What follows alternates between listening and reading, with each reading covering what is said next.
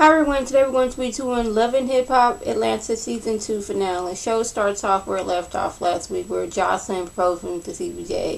And Steve, he's kind of throwing it back like, hey, I wasn't, I said I wanted to kind of marry you, but I know that I thought that was going to be a little ways down the way. Little roads down the way. So he's like, yeah, we going to get to that.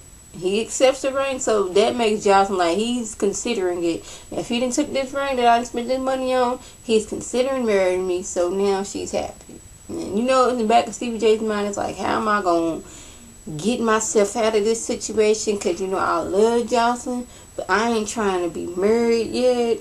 And Stevie, I'm just like I said before, he's not a one-woman man. I just don't see that in him. Maybe he's changed. Maybe Jocelyn changed him. So, yeah. We're going to move over to Rashida. She's invited the girls over to help, paint the baby's room. Because, she almost due. She's like 7 months pregnant now. And she's just letting them know what's been going on. She's like, yeah, I know y'all done probably heard how Kurt been acting all kinds of crazy. Yes, Tracy knows because she got first-hand knowledge from him. Like, hey, yeah, I was out turning it up and what? And the other girls probably didn't heard it through the grapevine about how Kurt been all up at the cabins with Benzino and Bobby V and all them girls, Mary Jane, Bambi, and whoever else was there. So they there kind of comforting her, and like she's saying how he had the nerve to come back to me like, I made a mistake, I was drunk, I want my family back. We can put all that behind us now. Yeah, I'm ready to be the husband that you know I can be. So can you take me back? And she on this, I'm considering divorce. Cause first this food and said he wanted a blood test to make sure the baby was his. And then he all out at the cabin with Benzino. He rolling around just acting like he's single. He don't want to be no family man. He want to act like he was when he was 20. So, yeah. We're going to move over to Scrappy. He been in rehab for like 20 some odd days. Mama D comes to talk to him. And now that his head is clear from smoking the weed, he can think, his thoughts are more clear. And he's like, yeah, Mama, I just, realized that, I was smoking weed and all that stuff, and I was smoking with you and Shay. Y'all was giving it to me, and now I realize that's kind of what was messing me up.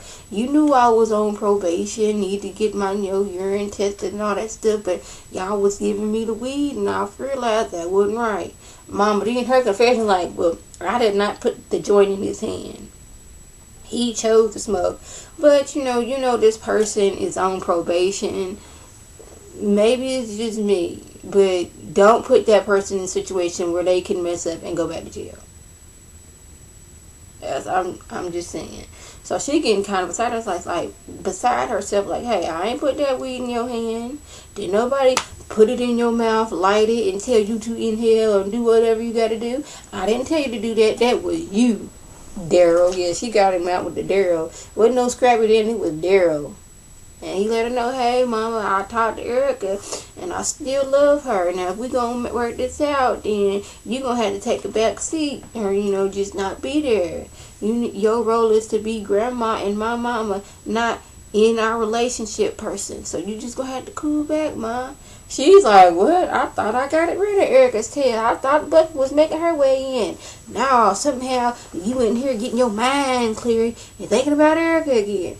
Now, Mama D didn't say that, but she was probably thinking it. That's what I'm thinking she was thinking. So, yeah. We gonna move over to K. Michelle. She done got together with Jocelyn, Arian, what's her name? Erica and Carly Red. Now, Arian and Jocelyn in the same room together, sitting next to each other at the gathering was funny to me, but okay. So, K. Michelle's like, hey, y'all, I want to get y'all together. Everything's been going good for me, but I'm leaving Atlanta. I'm moving to New York, y'all. Atlanta, I didn't outgrew Atlanta. There's no more there for me. I'm ready to go set on my new life. I'm like, go ahead, K. Michelle. But Jocelyn takes this opportunity to announce that, hey, me and Stevie are getting married.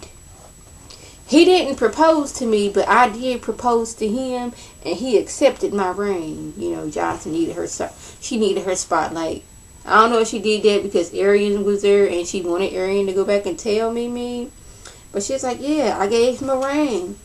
He accepted it. We gonna get married.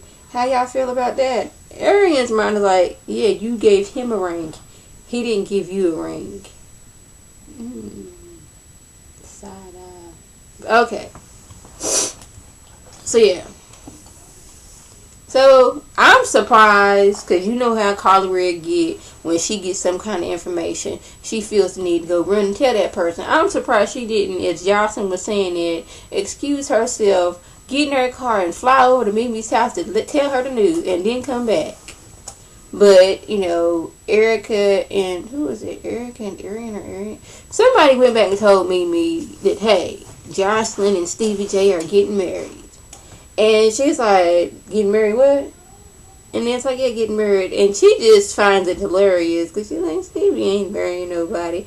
I know this fool. I know his game. He ain't marrying nobody. So, yeah, I ain't even worried about that. But look at my new boobies. You know, this was the day that Mimi debuted her new boobies. They were still wrapped up and swollen, but she's like, yeah, that I need to wear this bra and do some exercise to get these puppies to fall down. But yes, these are my new boobies. You like them? Yeah. We're going to move over to Erica. She goes to see Scrappy in jail. Like I said, Scrappy's all, head is clear, speaking clearly, got good thoughts in his head. She brings him the ring, and he's like, man, it's really over. But now he's seeing that Erica loves me, but all the things I done to her in the past, we could not move forward in the future. I was like, go ahead, Scrappy, look at you. All clear thought and all that stuff, and it's sinking into him. And she wants to let him know, no, this has nothing to do with your mom. It's just that we could never move forward because something in the past was always coming up, like I just said. And it's like, I would rather us just be friends and us to parent Imani. And he gets that. He's not mad that she done broke up with him. They on the same page. They can almost be friends. So, I'm happy for them that they got enough sense to know we love each other, but we're not good for each other. We can't, move forward because all the things you've done in the past. Like I said for the third time, but yeah. So, they realize that and they come together as one. We're going to move over to this whole... I was going to talk about it, but I guess I should. Benzino meeting up with Stevie J and Jocelyn, congratulating them on their engagement, giving him some chocolates, apologizing for that video he made with that Jocelyn looking like, and wishing him on their happy way. Kurt goes over, we're going to talk about Kurt and Rashida too. He comes up with his car full of baby clothes and balloons, trying to make amends for what he's done to Rashida. And Rashida, she's just past it now. She's like, you know what? I can't deal with you, Kurt, right now. Just go bye-bye.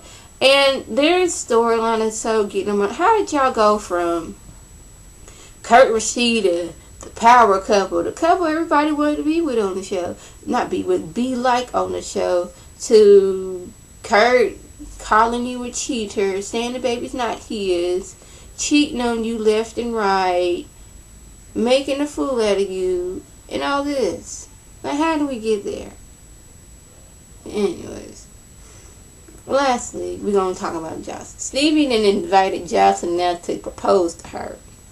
One, why was Mimi at Jocelyn's proposal? I need to know that. I just need somebody to clarify this for me. Was this Stevie J's way of getting out of the proposal? Because after he proposes to Jocelyn, he goes over to Mimi and gives her a present, which makes Jocelyn flip out, which I totally understood that. Like, first of all, she shouldn't have been at my proposal. This should have been me and you and maybe the camera crew and the producer and the sound man and all that stuff. But Mimi shouldn't have been nowhere in this equation. And then on top of that, after you give me my engagement ring, saying when you want to be with me forever and ever, you go give Mimi a present which looked like a ring? Really?